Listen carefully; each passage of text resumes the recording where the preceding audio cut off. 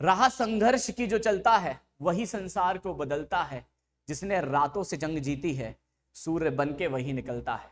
नमस्ते, सत श्री अकाल, आदाब। आज मैं आपसे जिस टॉपिक की बात करने आऊंगा वो टॉपिक बहुत सेंसिटिव है, और मैं इस टॉपिक को सेंसिटिव इसलिए बोल रहा हूं क्योंकि देखो, जंग के मैदान में हो सकता है बहुत सैनिक गए हो, लेकिन असली योद्धा वही है जो जीत कर वापस आता है। तो जब हम किसी कॉम्पिटिटिव एग्जाम में पार्टिसिपेट करते हैं तो लाखों लोग उस कॉम्पिटिटिव एग्जाम में आपके साथ बैठेंगे, लेकिन असली विनर उसी को माना जाएगा जो अंत में सफल होगा। तो मैं आज बात करने चाहूंगा रिवीजन स्टैटिक्स की, और ये वीडियो हर एक बच्चे के लिए है, क्योंकि हर एक बच्चे को कभी ना कभी इस फेज से तो गुजरना पड़ेगा। तो जब हम पढ़ते हैं, हम किसी कॉम्पिटिटिव एग्जाम की तैयारी करते हैं, तो भाई हम बहुत बढ़िया से सारा होमवर्क कर लेते हैं, क्लासेस कर लेते हैं, और हमारा कोर्स भी कंप्लीट हो जाता है। लेकिन असली जंग चालू होती है एग्जाम से 2 या 3 महीने पहले, जब हमें लगता है कि यार इतना सारा सिलेबस हो गया। अगर मान के चलें तो फिजिक्स में मान लीजिए 30 चैप्टर्स हो गए, केमिस्ट्री में 30 चैप्टर्स हो गए, मैथ्स में 20-30 चैप्टर्स हो गए, तो इन सारे चैप्टर्स को मैं रिवाइज कैसे करूं? हमें समझ ही नहीं आता हम रिवीजन को कहां से स्टार्ट करें और हम कैसे अपने लक्ष्य की तरफ अग्रसर हो पाए। तो आज मैं उन्हीं पिन पॉइंट्स की बात करूंगा जिससे आपको अपने रिवीजन में बहुत हेल्प मिलेगी और आपको एक प्रॉपर डायरेक्शन मिलेगी कि मैं कैसे चीजों को रिवाइज कर सकता हूं। सबसे पहली बात हम बात करें तो सबसे फर्स्ट आता है, sir should I prepare for the JEE mains और जेईई एडवांस? देखो यार, जैसे ही सिलेबस खत्म होता है, सबसे पहला क्वेश्चन जो मेरे सामने बच्चों का आया है वो ये है कि सर हम जेईई मेंस पे फोकस करें या जेईई एडवांस पे फोकस करें? देखो यार, इस बारे में मैं एक बात बोलना चाहूंगा कि हम पूरे साल जब पढ़ते हैं ना, तो हम कभी सेग्रीगेट नहीं करते कि यार हम जेईई मेंस के लिए पढ़ रहे हैं या जेईई एडवांस के लिए पढ़ रहे हैं। हम बोलते हैं यार हम जेईई के लिए पढ़ रहे हैं। और ऑब्वियस सी बात है कि दोनों में बहुत ज्यादा सिमिलैरिटी है, बहुत ज्यादा डिफरेंस है नहीं। लेकिन हाँ, मैं मानता हूं कि एक स्ट्रेटेजिकल डिफरेंस है, क्योंकि जेईई मेंस के क्वेश्चंस को करने के लिए आपको एक्यूरेसी और स्पीड की रिक्वायरमेंट होती है, वहीं जेईई एडवांस के क्वेश्चंस को करने के लिए आपको पेशेंस और कॉन्सेप्ट की रिक्वायरमेंट होती है। तो मैं बस यही बोलना चाहूंगा कि आप प्रिपरेशन दोनों की करते रहिए। हाँ, साथ ही जो जेईई मेंस के इंपॉर्टेंट टॉपिक्स हैं, क्योंकि कुछ ऐसे टॉपिक्स हैं जो जेईई मेंस में हैं लेकिन जेईई एडवांस में नहीं है, उन पर जरूर फोकस करें, क्योंकि उन टॉपिक से 101% जेईई मेंस में क्वेश्चंस आने के चांसेस रहते हैं। नेक्स्ट पॉइंट पर आते हैं। अब हम बात करें जेईई मेंस की। अब आप बोलोगे सर आप जेईई मेंस की बात क्यों कर रहे हो? क्योंकि देखो यार, जेईई एडवांस की भी सफलता की सीढ़ी जो है ना, वो मेंस से होके ही जाती है। जब आप मेंस में बहुत अच्छा स्कोर करोगे, ऑब्वियस सी बात है कि आपका कॉन्फिडेंस भी बढ़ेगा एडवांस के लिए, और साथ ही आपको इनफ टाइम भी मिलेगा एडवांस की प्रिपरेशन के लिए। जितना अच्छा आप जेईई मेंस में स्कोर करोगे, मैं आपको 101% बोल सकता हूं कि आप जेईई एडवांस में भी बहुत अच्छा परफॉर्म करोगे। तो आते हैं कि जेईई मेंस में होता क्या है। जैसे सब आप लोग जानते हो, तो मैंने एक छोटा सा एनालिसिस बनाया है प्रीवियस ईयर को देखते हुए, 2022 को देखते हुए, और उसके पैटर्न में किस तरह से क्वेश्चंस का सेग्रीगेशन हुआ उसकी बात करते हैं। तो जैसा आप सबको पता है, जेईई मेंस में फिजिक्स में, केमिस्ट्री में और मैथ्स में, तीनों में 30 क्वेश्चंस आते हैं। लेकिन अगर हम वेटेज वाइज बात करें कि यार 11th पोर्शन से कितने क्वेश्चंस आते हैं और 12th से कितने क्वेश्चंस आते हैं, तो अप्रोक्सीमेट अगर हम फिजिक्स को देखेंगे तो 15 क्वेश्चन 11th पोर्शन से और लगभग 15 ही 12th से आते हैं। मतलब फिजिक्स में बहुत ज्यादा ऐसा कोई डिफरेंस नहीं है कि यार 11th का पोर्शन इंपॉर्टेंट नहीं है, क्या सर मैं इसको छोड़ सकता हूं, या 12th का बहुत ज्यादा इंपॉर्टेंट है इसी को सिर्फ पढ़ लूं, ऐसा नहीं है।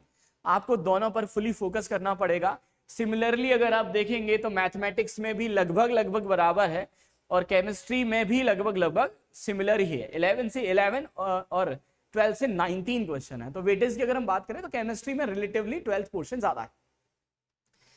अब नेक्स्ट पॉइंट पर आए तो मैंने यहां पर फिजिक्स की अगर हम बात करें तो फिजिक्स के लिए मैंने चैप्टर वाइज सेग्रीगेशन किया हुआ है, जिससे आपको पता चले यार 2022 में कौन सा चैप्टर से ज्यादा क्वेश्चन आया।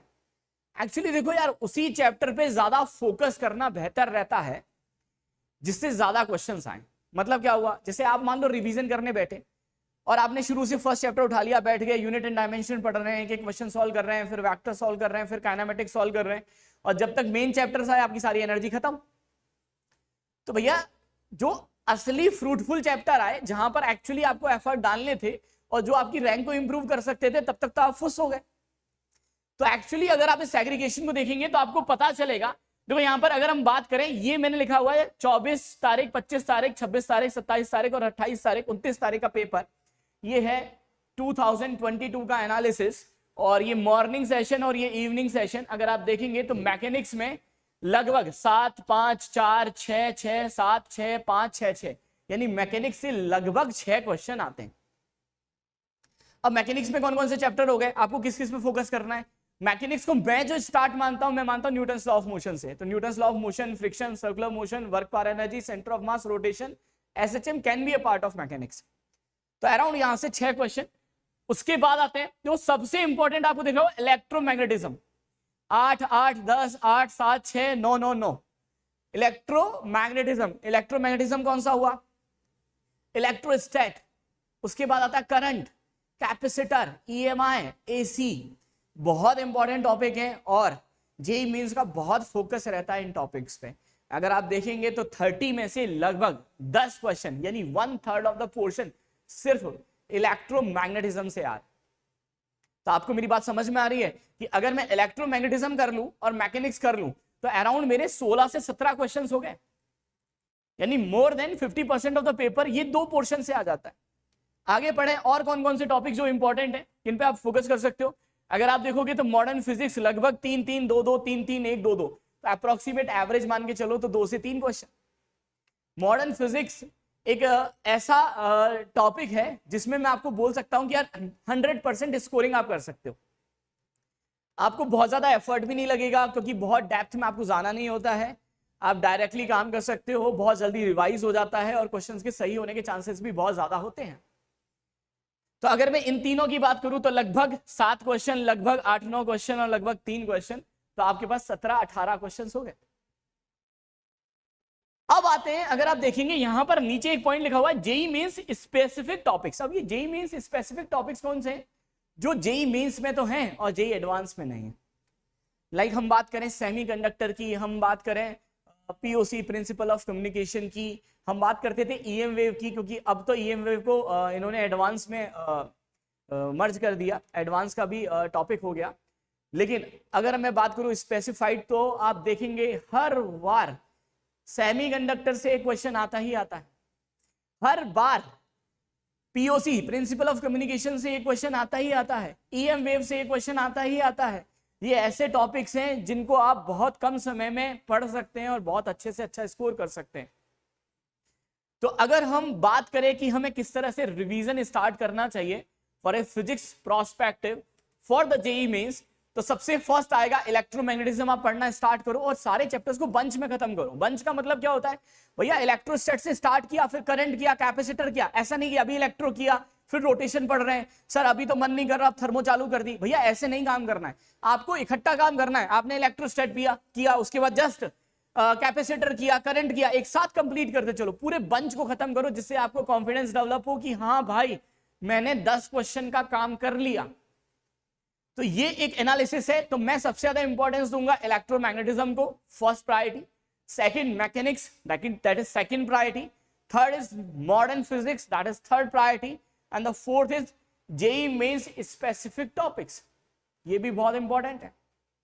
उसके बाद अगर आप देखोगे प्रॉपर्टीज ऑफ मैटर, देखो यार ये कितना 4 4 4 3 3 कौन से हैं ये properties of matter, elasticity, calorimetry, thermal expansion, ये सारे के सारे टॉपिक्स इस पोर्शन में आते हैं और बहुत ही आसान। इवन आप एक दिन में इन तीनों टॉपिक्स को रिवाइज कर सकते हो और ये आपको 4 क्वेश्चन देके जाएगा। 4 क्वेश्चन की भूमिका बहुत बड़ी होती है, 4 क्वेश्चन से तो हजारों रैंक का फर्क पड़ जाता है। तो अगर आप स्ट्रेटेजिकली काम करोगे तो आपका रिवीजन भी बहुत प्रॉपर हो पाएगा। तो सबसे फर्स्ट प्रायोरिटी अगर हम बात करें तो mechanics, electromagnetism, second is mechanics, third अगर बात करें तो आप मॉडर्न भी ले सकते हैं और प्रॉपर्टीज ऑफ मैटर भी लिख सकते हैं। फोर्थ अगर हम बात करें तो स्पेसिफिक टॉपिक्स जो है जेईई मेंस की वो आप ले सकते हो। उसके बाद अगर आप बात करोगे तो SHM वेव्स में से देखिए 1-2 क्वेश्चन, 0, 1, 2, 3 कुछ ऐसा ही है, ऑन एन एवरेज 1-2 क्वेश्चन है। तो आप इसको लास्ट में रख सकते हो पढ़ने के लिए, आप वेव्स को लास्ट में पढ़ लो, बाकी SHM को तो मैकेनिक्स के साथ ही पढ़ लो तो बेहतर रहेगा। दूसरा, ऑप्टिक्स को सबसे लास्ट में पढ़ो तो बेहतर है, क्योंकि ऑप्टिक्स में बहुत सारे फॉर्मूले आप पहले पढ़ोगे तो शायद आप भूल जाओगे, और ऑप्टिक्स में ऑप्टिकल इंस्ट्रूमेंट बहुत इंपॉर्टेंट है। अगर आप देखेंगे भी तो ऑप्टिकल इंस्ट्रूमेंट से जेईई मेंस वाला स्पेसिफिकली काफी क्वेश्चंस पूछ लेता है। एक्चुअली उसका फोकस ही वही रहता है कि ऑप्टिक्स से पूछूंगा तो यार या तो लेंस से पूछ लूं, ये प्रिज्म से पूछ लूं, लेंस से पूछ लूं, या ऑप्टिकल इंस्ट्रूमेंट से पूछ लूं। तो ये एक एनालिसिस है, होप आपको समझ में आया होगा, चीजें क्लियर हुई होंगी कि एक्चुअली रिवाइज कौन कौन से टॉपिक को पहले रिवाइज करना है। अब बात करें यार रिवाइज कैसे करें। सर आपने बता दिया कि यार ये टॉपिक पहले पढ़ लो, ये टॉपिक पहले पढ़ लो, लेकिन रिवाइज कैसे करें? तो रिवीजन स्ट्रेटेजी को मैं बता रहा हूं, बात को ध्यान से सुनना। सबसे फर्स्ट अगर हम बात करें तो नोट्स, तो यार नोट्स बहुत इंपॉर्टेंट चीज है, और मैंने देखा यार कई बच्चे इसको बहुत लाइटली ले लेते हैं। क्लास में आते हैं, नोट्स कहीं भी बना लेते हैं, कभी वो रफ कॉपी में बना रहे हैं, कभी वो फेयर कॉपी में बना रहे हैं, तो करंट सिचुएशन में तो चल जाता है, लेकिन लास्ट में उनके पास रिवाइज करने के लिए कुछ नहीं मिलता। तो मुझे तो ये लगता है कि यार अपने हाथों से लिखे हुए नोट्स से बेहतर जीवन में कुछ नहीं है। तो नोट्स जब भी आप बनाएं प्रॉपर उसकी साथ के साथ मार्किंग करते चलें, हाइलाइटर यूज करें, इंपॉर्टेंट पॉइंट्स को मार्क करते चलें, जिससे जब आप लास्ट में आप रिवाइज करें तो आपको पता रहे कि जिस दिन सर ने क्लास में ये टॉपिक पढ़ाया था एक्चुअली क्या इंपॉर्टेंट हमें बताया था। ये बहुत जरूरी है। तो नोट्स की एक बहुत अहमियत होती है, बहुत भूमिका है आपकी सिलेक्शन में।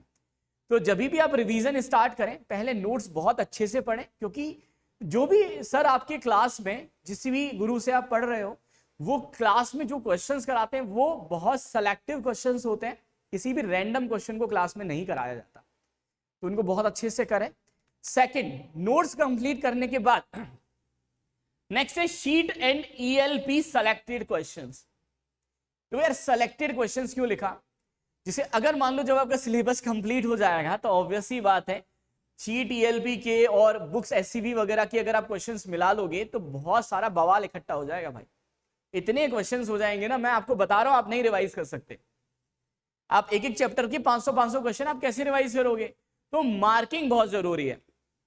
आप सेलेक्टिव क्वेश्चंस को ही अटेम्प्ट करें, और वो सेलेक्टिव क्वेश्चन जनरली वो होने चाहिए जो आपके फर्स्ट अटेम्प्ट में नहीं बने, या वो कॉन्सेप्चुअल क्वेश्चंस हैं। अब सर हमने तो मार्किंग की ही नहीं, अब हम क्या करें? तो इसको करने का एक तरीका है कि भाई जब आप रिवीजन करें, आपने नोट्स पढ़ लिए, तो आप क्या करें, पहले 5 मिनट देके आप मार्किंग कर लें शीट की, और कंप्लीट शीट की मार्किंग करने के बाद 30 क्वेश्चन, 40 क्वेश्चन, 50 क्वेश्चन के बंच बना लें, और उस बंच को टाइम लिमिट में कंप्लीट करने की कोशिश करें। इससे आपको अपनी एफिशिएंसी का पता चलेगा, आपको अपनी प्रिपरेशन का पता चलेगा कि भैया मैंने जो अभी पढ़ा एक्चुअल में उसमें से मैं कितना इंप्लीमेंट कर पा रहा हूं, वो भी तो बहुत जरूरी है।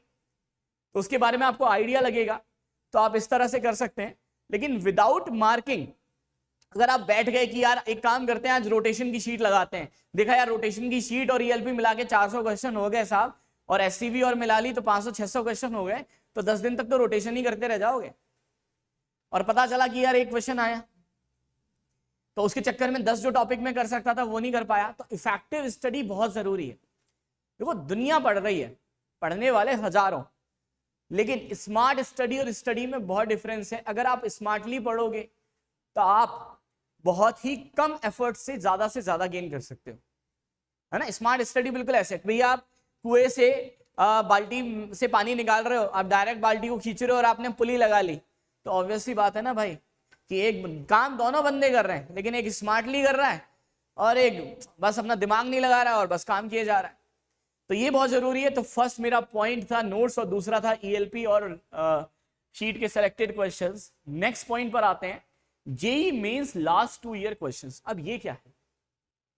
देखो यार, अगर आपको सच में है ना 200 प्लस मार्क्स चाहिए, अगर आप चाहते हो कि 200 प्लस मार्क्स मेरे जेईई मेंस में आए, तो आपको ये करना ही पड़ेगा, चाहे आपकी मर्जी हो या ना हो, आपका मन करे या ना करे, आपको जेईई मेंस के प्रीवियस लास्ट 2 इयर्स के एक एक क्वेश्चंस को घोट के जाना पड़ेगा। क्योंकि इस क्वेश्चन से फायदा ये होगा क्योंकि आपकी अप्रोच बढ़ेगी, नए नए क्वेश्चंस आपको मिलेंगे, आपका सोच का दायरा बढ़ेगा, और साथ ही आपको जेई का माइंडसेट समझ में आएगा कि एक्चुअली जेई मीन्स सोचता कैसे है, वो खेलता कैसे है, वो आपको समझ में आएगा। तो आपको जेई मीन्स के लास्ट 2 इयर्स के क्वेश्चंस पेपर जरूर करने हैं। और इवन मैं इसको सिर्फ फिजिक्स के लिए नहीं बोल रहा, मैं इसको बोल रहा हूं कि यार आपको केमिस्ट्री में भी करना है और ये काम आपको मैथ्स में भी करना है। क्लियर है? अगले पॉइंट की तरफ चले। और नेक्स्ट पॉइंट क्या है हमारे पास? अब देखो यहां पर मैंने सारे पॉइंट्स आपको लिख दिए कि एट द फाइनली मैं क्या बोलना चाह रहा हूं और कैसे हम इसको कंक्लूड करें कि रिवाइज नोट्स प्रॉपर्ली। सबसे पहले नोट्स का रिवीजन बहुत जरूरी है। Second, mark important points and formula, जितने भी इंपॉर्टेंट पॉइंट्स हैं फॉर्मूला है उनको मार्क करते चलो, जिससे आपको लास्ट में पता चले भैया ये इंपॉर्टेंट है, इसको पढ़ना है। अगला, डोंट पैनिक, यार पेन नहीं लेना, परेशान नहीं होना, पढ़ना है, अच्छे से पढ़ना है। अगर पढ़ाई नहीं हो रही है तो और पढ़ना है, समझ रहे हो? फ्रस्ट्रेशन जो है ना वो और पढ़ने से कम होगी, इरिटेशन और पढ़ने से कम होगी। क्लियर है? डिप्रेशन ज्यादा पढ़ने से कम होगा, ना पढ़ने से ये सारी चीजें बढ़ जाएंगी। तो पेन नहीं लेना है, काम करना है। अगला, ट्रस्ट योरसेल्फ, अपने ऊपर ट्रस्ट करो। आधी जनता को तो खुद पे ही ट्रस्ट नहीं होता कि भैया मैं जिस एग्जाम में बैठ रहा हूं मैं सच में सेलेक्ट हो पाऊंगा कि नहीं हो पाऊंगा, है ना? आप एग्जाम देने जाते हो, आप अरे यार हम क्या होंगे, भीड़ है, 10 लाख बच्चे एग्जाम दे रहे हैं। अरे भाई खुद पे ट्रस्ट तो करो। और जब खुद पे ट्रस्ट ही नहीं है तो जब आप पहले ही हार के जा रहे हो कि यार मैं तो हारूंगा ही हारूंगा, आप सोचो कि यार मुझे ओलंपिक्स में दौड़ना है और मैंने देखा यार मेरे बगल में उसेन बोल्ट दौड़ रहा है और मैं पहले सोचूं कि यार मैं तो इससे कैसे जीत सकता हूं। अरे पार्टिसिपेट तो करो। अगर जब तक आप पार्टिसिपेट नहीं करोगे तब तक आपको अपनी एफिशिएंसी का कैसे पता चलेगा कि आप उस बंदे को हरा सकते हो कि नहीं हरा सकते? पता तो तभी चलेगा ना जब पार्टिसिपेट करोगे। तो पार्टिसिपेट करो। तो ये ध्यान रखो, खुद पे ट्रस्ट करो। खुद पे ट्रस्ट करोगे तो मैं 101% बोल रहा हूं कि जितनी आपकी एफिशिएंसी है उससे ज्यादा आप गेन करोगे, ये मेरा आपसे वादा है। आगे चलें। है proper time schedule and follow strictly. Proper time schedule बनाओ। ऐसा नहीं यार कि पता ही नहीं है, अब घर गए, कब केमिस्ट्री की कॉपी खुल गई तो केमिस्ट्री पढ़ रहे हैं, मैथ्स की कॉपी खुल गई तो मैथ्स पढ़ रहे हैं। ऐसा नहीं होना चाहिए। एक टाइम शेड्यूल बनाओ प्रॉपरली। आपको पता होना चाहिए कि आज मेरा ये टारगेट है, day by day target set करो। आज मेरा ये टारगेट है, इस टारगेट को मुझे कंप्लीट करना है। छोटे छोटे टारगेट्स बनाओ, कंप्लीट करो। आपको छोटे छोटे टारगेट से खुशियां मिलेंगी। ऐसा नहीं है कि यार सीधे 40 दिन का एक टारगेट बना लिया और बैठ गए, नहीं हो पाएगा। शाम तक शेड्यूल तोड़ दोगे। पर डे टारगेट्स बनाओ, उसको कंप्लीट करने की कोशिश करो। And the last but not the least, सबसे इंपॉर्टेंट, और वो है education is for the betterment, so enjoy it. ये जो हम पढ़ रहे हैं ना, ये आपको परेशान करने के लिए नहीं है। जो पढ़ाई है वो आपको परेशान करने के लिए नहीं है। एजुकेशन को मनुष्य ने इसलिए बनाया है जिससे वो अपने भविष्य को और जीवन को बेहतर बना सके। तो education is for the betterment of life, so enjoy it. इसको एंजॉय नहीं करोगे तो परेशान होते रहोगे, लेकिन अगर आप मान लोगे, इसको एक्सेप्ट कर लोगे, तो आप इसमें खुश हो जाओगे, आपको बढ़िया लगेगा। एंड द लास्ट मेरी तरफ से यही है, all the very very best for your future. मैं उम्मीद करता हूं इससे आपको हेल्प मिलेगी। फिर भी आपके कोई भी पर्टिकुलर डाउट्स हैं तो 101% आप कमेंट बॉक्स में उनको डालिए। मैं आपको प्रॉपर रिप्लाई करने की कोशिश करूंगा और मैं अपनी तरफ से पूरा ट्राई करूंगा कि मैं आपको एक परफेक्ट सॉल्यूशन प्रोवाइड कर सकूं। तो मिलेंगे नेक्स्ट वीडियो में। Thank you so much. Bye bye, take care.